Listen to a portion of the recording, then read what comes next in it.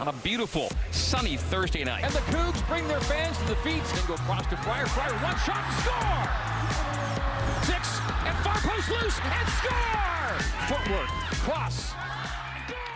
Welcome back to Studio B. Happy Friday, everyone. Alongside Jason Shepard, I'm Spencer Linton. Our show continues from the Cougar Council Room. Back-to-back guests. We had Trevin Nell of BYU basketball a few minutes ago. Now we welcome in the head soccer coach of the BYU women, Jen Rockwood. The legend is back with us. Coach, thanks for hanging out with us. Thanks. Good to be here. Can we get a...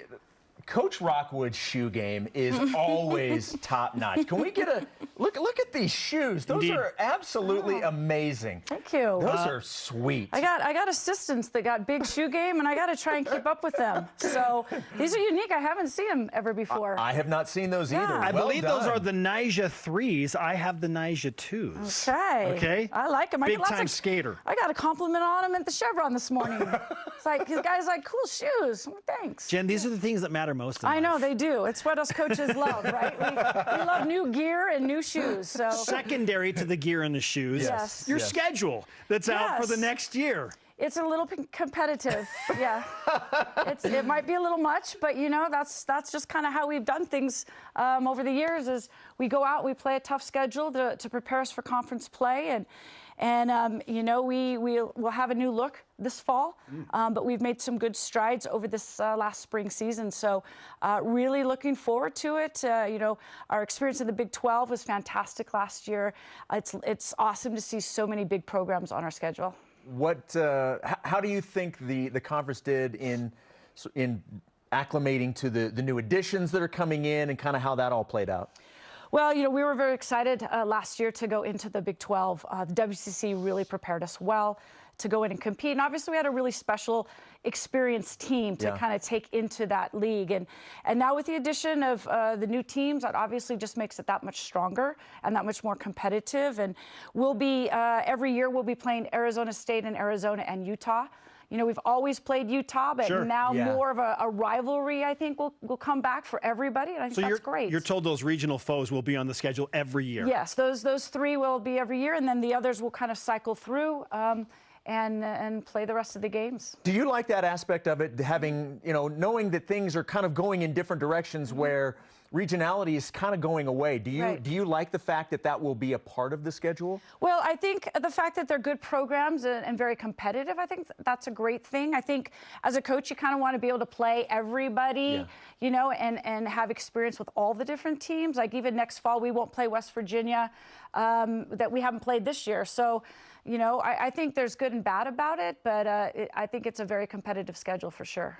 Let's just focus on the non-conference portion, and we'll throw the schedule back up here in a second again. But you have some options in the non-conference, but people often don't understand that, like, these things are in the works long in advance. Yes. And so when you are putting together something that features the likes of Wisconsin and at UCLA and at Arkansas, how long ago did those games come into your radar?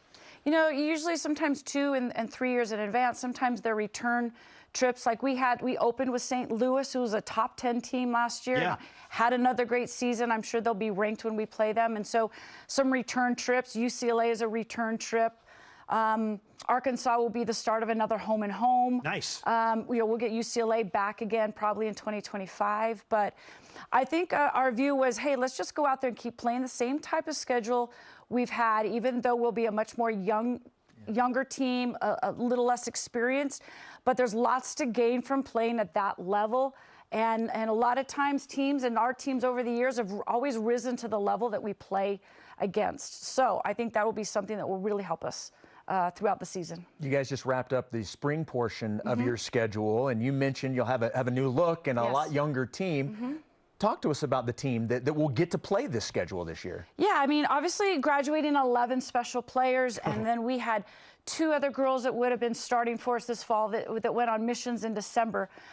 So we do have a younger and experienced team, but we have lots of big pieces. We return 2 starters. We'll return Allie Fryer, who scored a lot of goals for us, and Lynette Hernandez in goal. She had a great season towards the end. So we've got lots of great pieces and girls that are really anxious for kind of their time to perform. And, you know, most of them all trained behind that great group last year, know what it takes.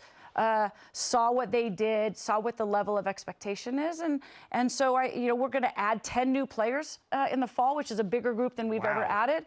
So we've got lots of great players to work with. 5 draft picks, and I know it might take some time for that really to sink in and help on the recruiting front, or maybe it's immediate. But what have you noticed after sending?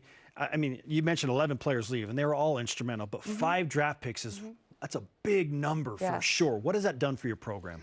Well, just as I mentioned, that was a very special class. Some girls who've been able to come through our program and play together for a long period of time. And certainly in the last 3 years, between our national championship game and then another top 20 season, and then playing in the Final Four again, we've got a lot of interest from players that I think normally we haven't, because we have consistently played at a very high level. We also play a very attacking style possession team, and we've gained lots of fans over the years by watching the way we play. It is unique. A lot of teams are a little bit more direct, and we have a very high energy, high pressure, high attacking team, and I think a lot of young players are drawn to want to play in that sort of system. You've had a lot of former players that have gone on to the NWSL or played professionally in other places, but now you've got so many in the league, and a big chunk of them are 25 minutes north. How cool is that for you? Not just to see them there, but to actually physically be able to see them there. Yeah, it was fantastic, you know, being at the home opener and seeing them all out there ready to go, and then seeing Nadia starting on Chicago, you know, from a few years ago, and just their last game, you know, seeing Brecken and Liv start, and then at one point towards the end, 4 BYU girls were on the field up there for the Royals, and you know, a proud coach for sure. Super proud of what they've been able to accomplish and how they represent themselves and the school and their new teams. But just really exciting to see them go on and kind of live out their dream, something that some of them didn't think maybe was a possibility, you know, even 4 years ago. But to see them doing what they do right now, it's fantastic. Well, you've been doing this a long time. And it's incredible because you haven't aged hardly at all, okay, Jen? Maybe emotionally, but you look fabulous, so you're handling the stress. We'll see. And I bring that up because you watch one of your stars, Ellie Walbrook, go through an unfortunate injury, and now she's done for the foreseeable future, and she'll come back and will be great, I'm sure. But how do you handle losing a player of her caliber when your team is already going to be young? Yeah, it's really hard. You know, Ellie is kind of the light and energy and leader of our team during the spring season, and to see her go down, it was pretty traumatic, not just for her, but it really impacted her teammates and us as coaches, because we know how special she is. And, you know, I think Ellie will still play a huge role for us, more as a coach and a support person, and I think she'll be able to find ways to lead that she wouldn't have had to do as a player, and that will in turn help her to be that much better when she's able to come back for her next 2 years. It's going to be, you know, the summer, and everybody's going to be coming back, and official workouts and practices are going to begin. When you left the team at the conclusion of spring, and you kind of talked to them and like, this is what I want from you during the next couple of months. What was the message to the team? You know, the girls worked really hard this spring. We made a ton of progress. You know, we had a chance to play the Royals. I mean, up there, I think it showed defensively that we have to build a whole new back line, a whole new midfield. So there was a lot of progress. But on our last day, just last Saturday, I mean, Utah beat us, and that's never a fun thing. But I think it was a really good experience to say, okay, we've made a lot of progress, but there's still a lot of work we have to do.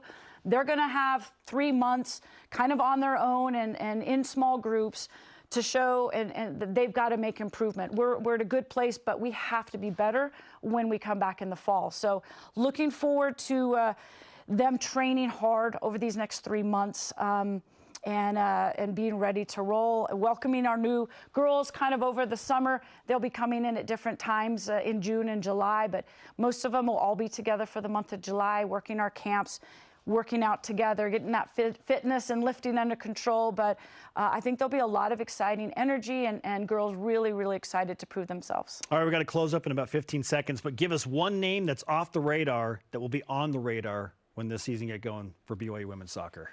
Micah Cromanhook. Okay. Okay, she's one of our new freshmen, graduated early and joined us in January, had a fantastic fall. She can play a lot of spots. She's kind of playing where Jamie Shepard left off, and she's got off to a great start and really great competitor. But her and Avery Frischneck, I think will be some new faces we'll see out there. Let's go. Coach, we appreciate your time. All right, Look forward to another season that amazingly is not that far away. No, it'll come fast. It always does. Thanks, Jim. Appreciate it.